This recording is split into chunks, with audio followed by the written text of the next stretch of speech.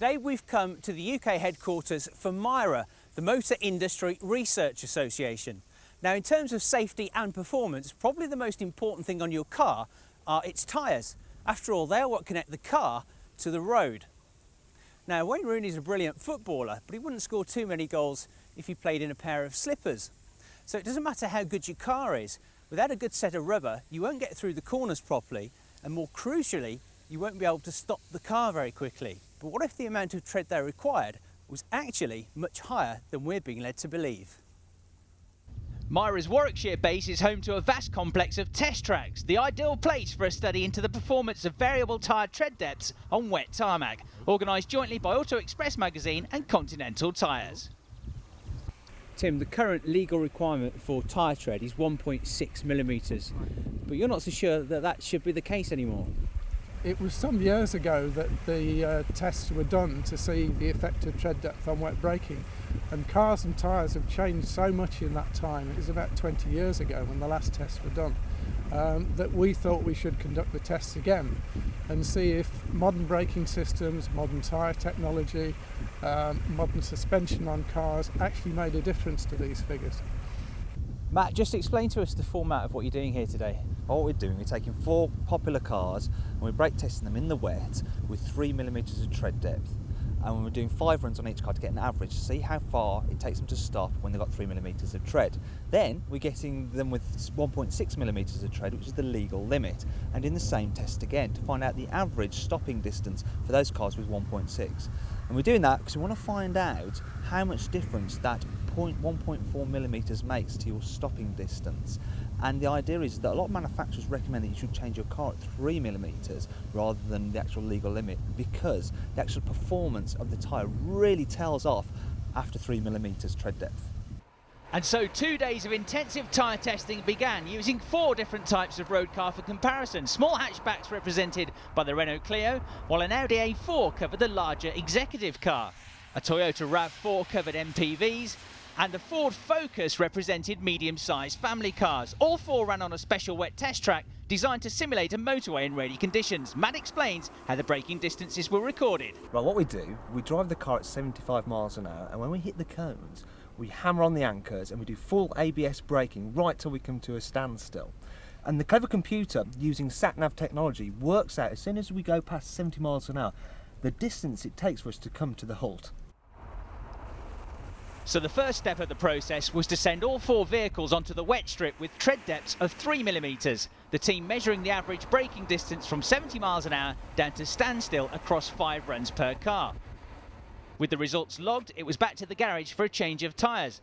This time the tread depths were down to 1.6 millimetres, pretty well worn but still legal. Job done, a short break, and then it was back out onto the test track.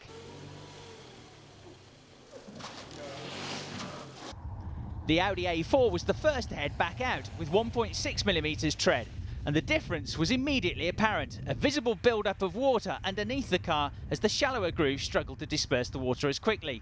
The result, an average braking distance that increased by some 30 metres, and that's around an extra 6 car lengths.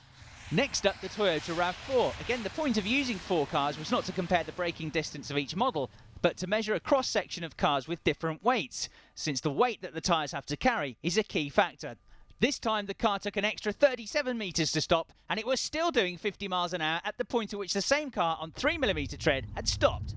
To illustrate, we filmed both runs from the same camera point, the upper screen showing the car on 3 millimetre tread, the lower screen on 1.6. A pretty conclusive result. And the results for the Clio were very similar. On average, an additional 38 metres braking distance on the 1.6 millimetre tyres, and again the car was still travelling at 50 miles an hour where it would have stopped with the 3 millimetre tyres on. The final car to be put to the test was the Ford Focus. This time the car took an extra 44 metres to stop on the 1.6 millimetre tread than on 3 millimetres. That's around 9 car lengths. Again, the split screen view brings the point home. The car on the 3 millimetre tread shown above and the same car on 1.6 millimetre tread shown below. So across the 4 cars, the results showed an average increase in braking distance by some 37.25 metres when the tyres were run down to the legal limit. So the statistics spoke for themselves, but did our test driver feel the difference when he was behind the wheel? Here's Matt with an insight. You can feel it skate a bit, and it's basically, you've got no control. It's like floating around. It's like just drifting, like it's almost on ice when it's on 1.6. It's incredible. I'm so shocked at the results. I thought it would be quite impressive, but this is amazing. It's really quite horrific, and I'll be changing my tyres a lot earlier than I actually planned. Tim, could you just explain to us how the tyre tread performance actually works? Yeah, the main function of the tread pattern on the tyre at all is to clear water away from under the tyre. If we could drive on dry roads at all, we wouldn't need a tread pattern, basically. And it's particularly these main central grooves that clear away the water from underneath the tyre, stop the pressure building up and stop aquaplaning, which is really the water getting under the tyre and actually lifting the tyre off the road. So that's why we think this is a really important safety message to motorists, that the best balance really between economy and safety is to consider changing at 3 millimetres, particularly if you're a high mileage driver, particularly if you're travelling on high speed roads, dual carriageways and motorways frequently, then this really is an important safety issue. From a survey of 3,000 motorists, it's evident that the average motorist drives around 8,000 miles each year, and Continental estimate that changing tyres that little bit earlier, when down to a 3mm tread, would only cost around another £20 per year. It's a small price to pay to be able to stop safely on wet roads, and certainly much less costly than the alternative.